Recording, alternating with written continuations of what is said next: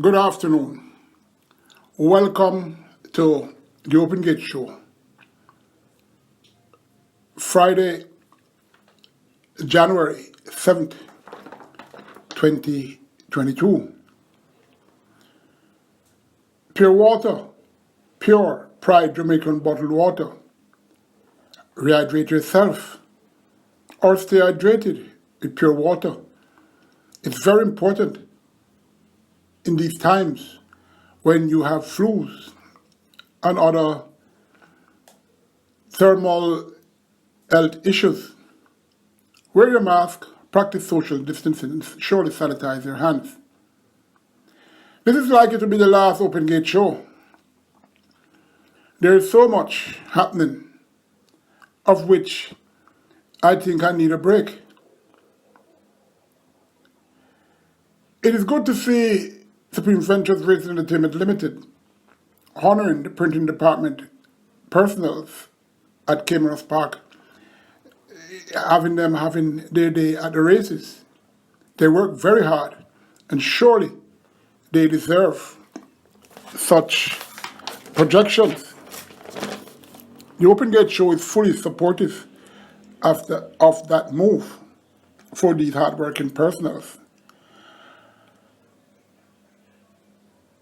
First race starts at 11:45 a.m. It goes 7 furlongs or 1,400 meters. It's for native bred fours and up, who has never won 3 races, as well as imported fours and up, who has never won 2 races. 8 declared, and most of the fields are small, but that is expected at this time of the year.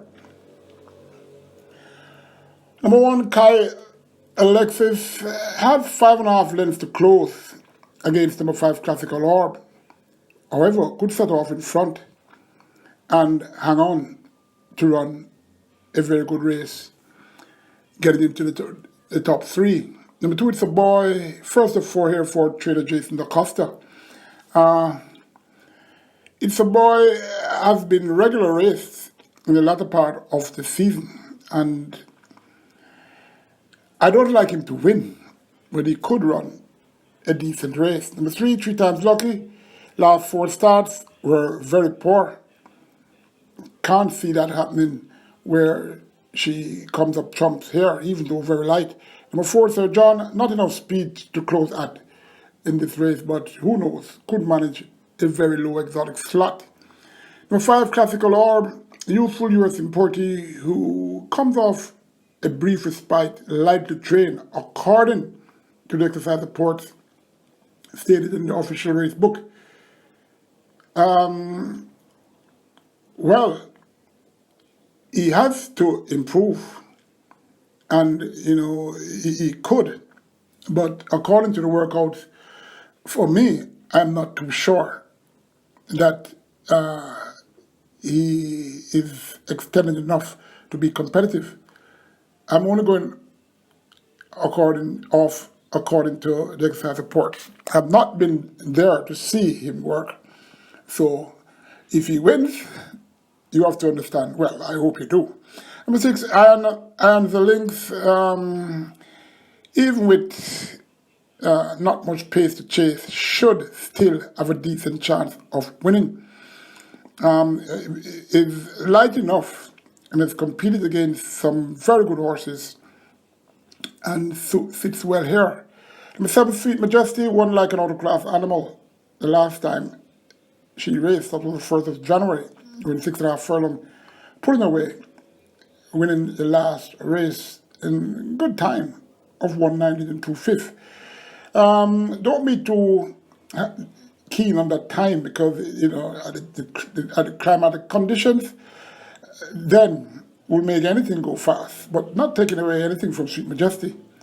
Already ran with most of these horses here and did well. Remember that. Number 9, T. Brady, have a say for placing on the board if focused to do so. Number 7 for me, though. Sweet Majesty from number 6, Iron the Lynx. Number 5, Classical Orb. Surely Classical Orb could be the horse to beat.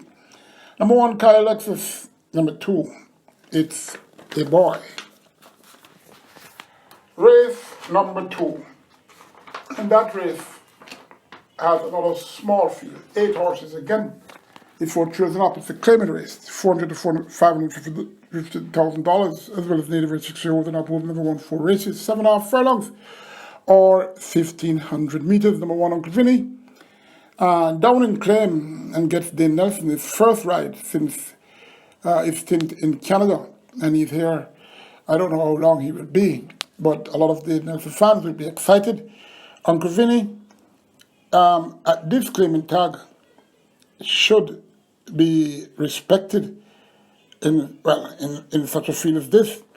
Number 3, Royal Vibes. Depends on which Royal Vibes will turn up for having a chance. This horse hails from the informed camp of Ryan Darby and is down in the claim, $550,000. The last time he was here at this tag, he won effortlessly by 6.5 lengths, beating Star Walking Girl in Tradition.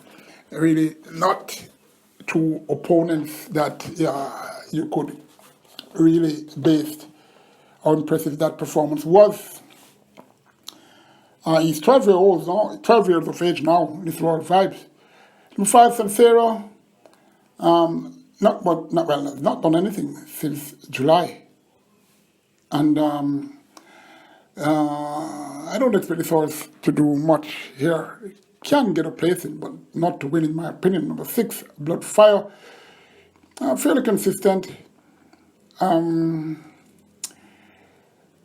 Have a chance that can use his speed and be a factor in the first 3. Number 7, Blind Fate, down in claim. This horse was betted by Royal Vibes on the 50 on the third race I was talking about earlier, the 15th of September. Showed up briefly on the front line and ended up 4th, 12 lengths. Royal Vibes won that race. After that, hasn't done much except for doing the same thing. Up with the leaders and fading. Did look good on the 22nd of December last season, and could improve. Could also ensure that a decent pace is set. Number 1, Uncle Vinny. Number 3, Royal Vibes. Number 6, Bloodfire. Number 7, Blind Fate. Third race for 4s and up. It's a maiden special weight race. 7 declared. They go 7 furlongs or 1,400 meters. Number 3, Silver Fox, was all the rage last week and floundered. Was up with the lead and was a loser, leaving furlong point, finishing 4th, 4.5 lengths to Traditional Boy. Victoria's Medallion and Chromatica, who is also here. This will be Silver Fox 3rd career start and will be having first-time Lasix. 1 week ago, this horse bled, obviously. Anyway, I'm not going to really comment on this horse's quick return because in these days, anything can happen. And Silver Fox, from the hard-working barn, maybe the hardest-working barn at Caymanas Park, Michael Marlowe, who marshals the work duties at his stable, and he can be seen up and down, even leading his horses to the track. I wish Michael Marlowe all the best for season 2022. Silver Fox, if not having any issue returning so quickly, should have a good chance of trying to make this a pole-to-pole affair. Number 4, Chromatica, met number 5, Bouncy Boy, on last, finishing in 3rd, 3/4 lengths behind Dancing in the Breeze. Miss HJF had Bouncy Boy in that race, as I said. Bouncy Boy led, finished 4th by 3 3/4 lengths. Well, wouldn't say Bouncy Boy will be the lone speed here, because number 3, Silver Fox, with Lasix now, should be even speedier than last. If they go together, then they could hand number 4, Chromatica the race. This one seems to be a very slick horse, as he only shows up when the odds are long. He has to run on though. Can he? Well, if the race runs accordingly, with number 3 Silver Fox and number 5 Bouncy Boy hammering it out, then Chromatica, chances are enhanced. Number 2, It's What It Is, has been thrown to stride on almost all occasions she raced. Should have a say.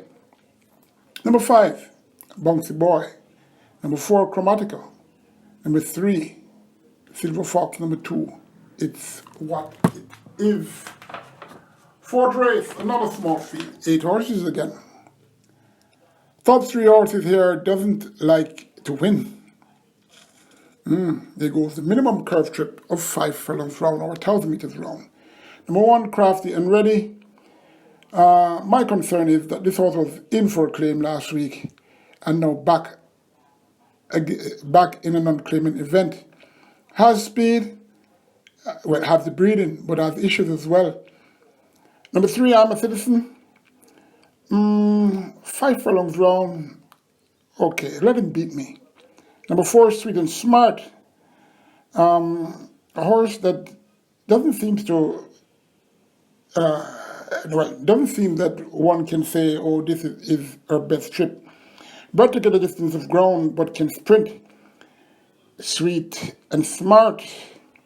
Could be Sweet and Smart, as I'm expecting her to run well. Well, hopefully if focused. Her stable companion, number 5, Katie's Rocket, has been very consistent, especially out the straight. Doesn't like to win. And really is fitted well with these horses and has a very good chance of winning. Number 6, Cold Pursuit, will be closing against Nemesis, where they all alternate finishing in front of each other. Rendarby's Barn doing very well, and with teaming up with O'Neill Mullins, they have struck a good combo. Number 8, Silent Seeker, well supported in last 3 starts, but was never a factor. Yet, was expected to do better, seeing that trainer Jason Acosta needed every horse to do good for his 2021 Traders Championship quest. He failed, but he still was a winner for me. Top 4 in order. Number 4, Sweet and Smart. Number 5, Katie's Rocket. Number 6, Cold Pursuit. Number 8, Silent Seeker. Still, it can go any way. One of those should surely win. 5th race, 10 declared. Chosen up. It's a claiming race. 600 to 750,000. Number 1, Sunshine Cat, bled in last 2, and that's it. There's no way I can have this horse in any confidence. Number 2, Purple Wayne, has nothing to come with to overcome some of his regular opponents here. However, was seen in better condition for quite a while since he last raced. So Purple Wayne could come well and be a good competitor. Number 3, Tradition, won well against Weekend, the lower claim tag group. Even with Dave Nelson, has a lot to find in order to win. Number 4, Braden, loves it fresh, but is a suspect. Number 5, Jita, very light and should be the horse to beat, if focused to do so. Number 6, Azaria, yet to beat number 2, Purple Wayne, and number 9, Mirabilis. Consistent, but ain't doing enough for me. Well, not for me, ain't doing enough to win a race of late. Interesting, Paul Francis stays. And Azaria, you can never tell. But I have a gut feeling this one's going to run huge. Number 7, Falkland, an extremely expensive horse of European breeding. Has to be, well, he has been the only horse from that region in over 40 years from the UK that was brought straight from there, even in utero, has a tendency to run towards the rail in the stretch. Can he win? I think he can, as he will be more focused than that run on the 20th of November, going 6.5 furlongs at 99 to 1, finished 7.5 lengths behind Press Conference, Baton Rouge, and Buff Bay, has been kept up with exercise and didn't look too all that bad on New Year's Day. Can gallop in 6 furlongs in 117 and a fifth. Now, wait, Jumbo Boy will be getting individual attention now that he's moving from a large barn to a smaller barn. He's looking good in condition since that claim. Number 9, Mirabilis, has number 6, Azaria, had number 6, Azaria, only a quarter length behind in the race on the 12th of December, where Versatile Vision outclassed both and won by 7.25 lengths. Mirabilis was second, Azaria was 3/4 lengths behind Azaria in third. Has the pace advantage, and hot jockey Robert Halladine, he has the reins. Number 10, Salah, may factor somewhere in your top 5. One of these, number 5, that's Agita. Number 6, Azaria. Number 9, Mirabilis. Number 7, Falkland. Number 2, Purple Wayne. Race 6 goes 1,200 meters or 6 furlongs. 14 declared, one of the few larger fields here. It's for children up. It's an optional claiming race. 250,000 with native bred 6 years and up, who's never won 3 races, as well as native bred 5 years and up, who remains a maiden. Number 2, Vampire Rejection, gets first time figure 8, and Robert Halladine has remained. He rode his horse on the 26th of December last season without the figure 8, going 7 furlongs, and this horse took up the running at the furlong point and flattened out to finish 2 3/4 and 4th to Dr. Gray, Kaya, and Sweet Surprise. Interesting, the figure 8 is on for the first time. I'm applying to think that equipment will improve him staying on better towards the winning post. Can he win? I don't think so, but he will definitely run a good race. Number 4, Nespersa, is back to himself. I shouldn't say is back. I should say if back to himself, can run these close. Number 9, Pure Art, down in claim and gets Omar Walker. Number 11, Mama Sharon Darling, inconsistent displays while she was at her former trainer Alan Williams' barn. A change of stable, even a change of stall or groom, can do wonders. Bear that in mind. And Dave Nelson rides. Number 13, Smart Tradition, lost to a horse that ain't his top self 12 days ago. That was Storm Value. Has a chance, but I'm thinking 1 or 2 here are better than he. Number 2, Vampire Rejection. Number 11, Mama Sharon Darling. Number 13, Smart Tradition. Number 4, Nespersa. And number 9, Pure Art to a lesser extent. But my top 4 selections in that order, I am thinking that one of those horses can win.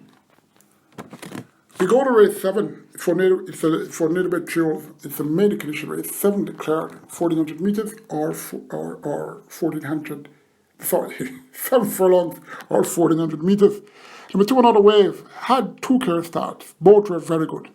Only has to improve in order to win. I thought he would have won that race on the 19th of December, going 6.5 furlongs, where he looked threatening at the furlong point, but just didn't find the extra. and finished second, 3/4 lengths behind Our Angel.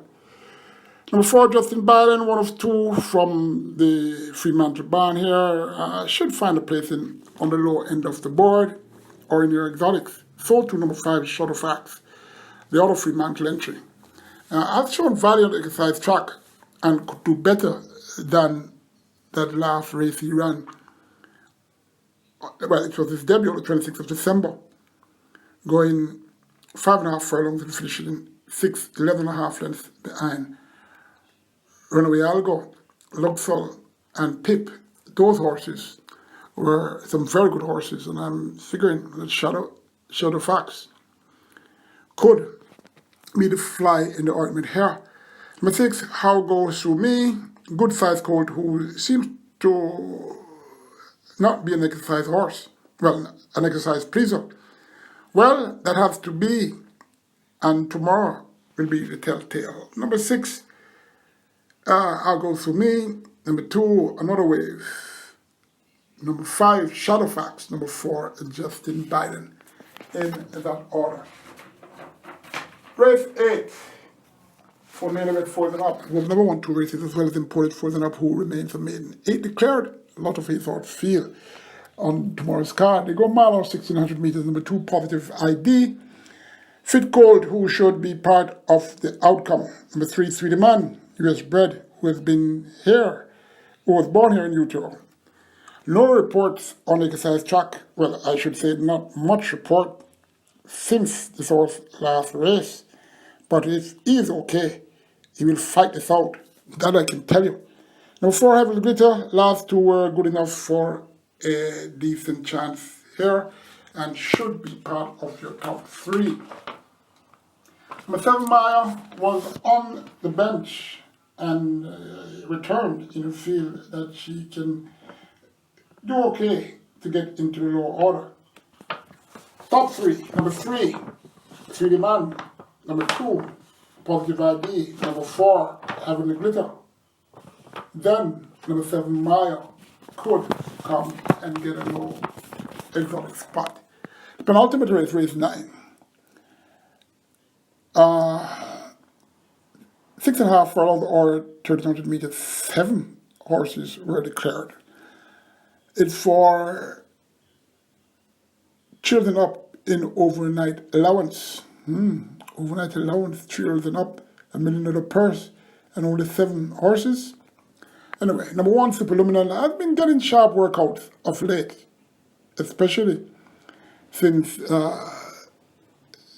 that last race that he was intended to run and was a late on starter on the 18th of December.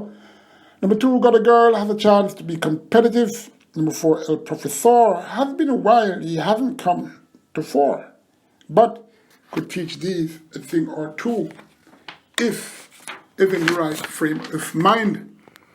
Number 6, Eagle One, the class horse here. Let's see what that does. 57 kilos and flip parchment. Ran a very good race out of straight. Not sure he was fully ready for that. But he ran against some good horses and did well. Number 8, Inspired Miracle, showed up. Well, I shouldn't even mention this horse. He showed up in Cayman Company at 45 to 1. Going a mile. I don't know, maybe he gets a very low exotic spot. Maybe. Number 6, Eagle One. Number 3, Got a Girl. Number 4, El Professor. Number 1, Super in that order. The final race, 6.5 furlongs, 15 horses were declared. 1 of 2 of the larger fields. Number 2, City Council, goes on the curve course and stretching out as well. As and also down in the claiming ranks. Don't ignore, this horse won at this distance. And Gary Griffiths is a shrewd customer when he claim horses and bringing them back. My concern though, why 400,000? But that question only connections can answer. Number 3, Muscatoon could get another place on the board. Number 6, He Can Dance. Can't see him finishing worse than second. Well, he betted all the top horses here in in his last two races and seeking a hat-trick of wins. Number 7, Blood, Sweat and Tears, can get a middle order exotic slot. Number 8, Diligent, quickly back and could get on the board again. Number 10, Black River, should run well with your favorite rider, Samantha Fletcher, on to handle the reins. Number 11, Awesome Glitter, Ruja Laho rode her for her last victory, so bear that in mind. Number 13, Miss Linda Ray, won easily against a suspect bunch, but is very light and should be a factor here. Number 4, He Can Dance. Number 10, Black River. Number 11, Awesome Glitter. Number 7, Blood, Sweat and Tears. Number 3, Muscatoon. Did I mention number 2, City Council? I should have. So, food for thought, put her where you think she should be. Final race. Oh, that is the final, is it? Yes, that is the final race. Anyway, I really hope that all in Sundry will have a better year in 2022.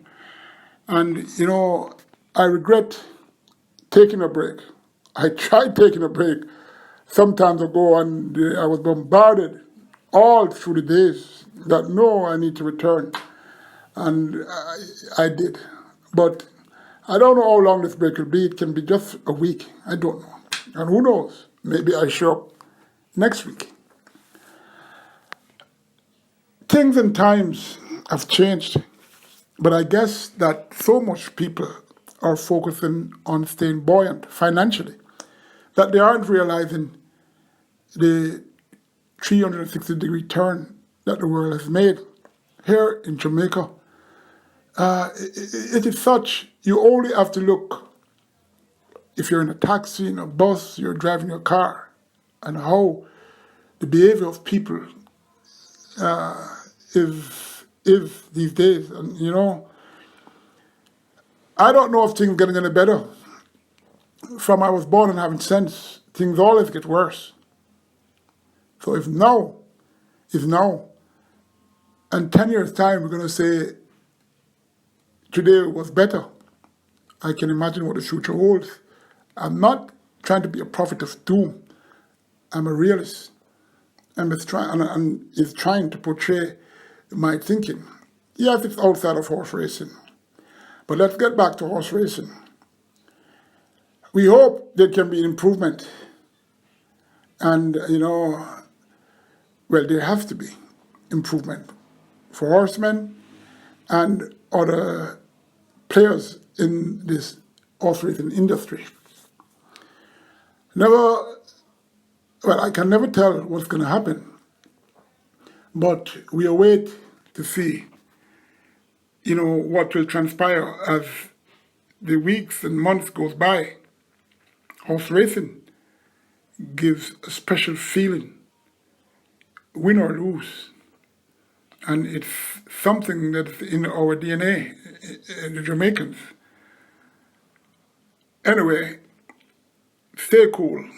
Remember, it's extremely important to stay hydrated. And what